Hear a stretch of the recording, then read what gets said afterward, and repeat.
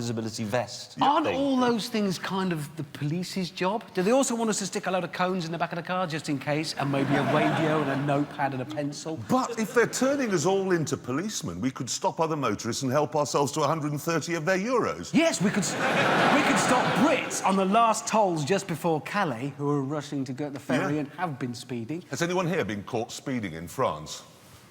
Well, it's like saying, has anybody been to France? Do you have to carry, like, handcuffs and a big truncheon as well? No, that's Holland.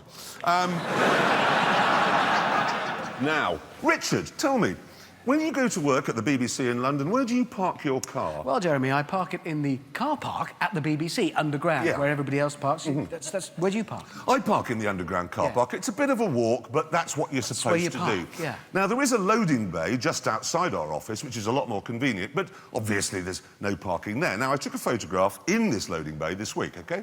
Here it is. Now, we may recognise this car if we watch The Apprentice. It belongs to Lord Sir Sugar. Yeah, but to be fair, his chauffeur was probably loading him into the building at the time. Exactly. So he could be in the loading Technically, this was a delivery, so that's fine.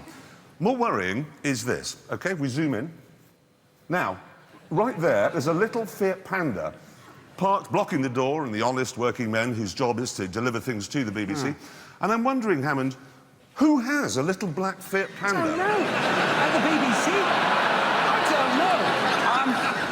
Does David Attenborough? No, he doesn't. Paxman. Moving on.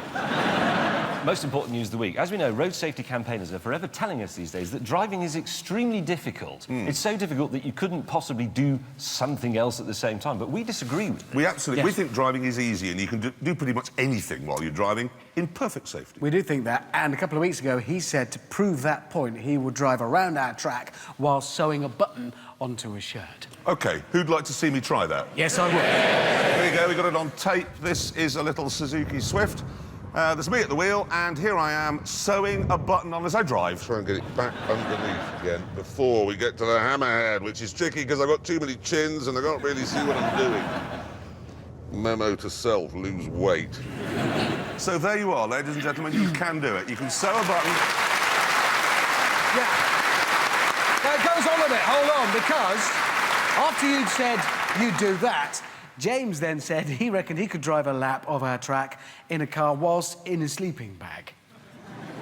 Can you? Well, let's find out. Well, here we go. Here I am driving along in a Suzuki Swift, exactly as you were. Are you wearing normal clothes, James? No, I'm in a sleeping bag. Corner, shuffling wheel, shuffle, shuffle, shuffle, shuffle. Now, just tell me, was it easy? There was only one problem.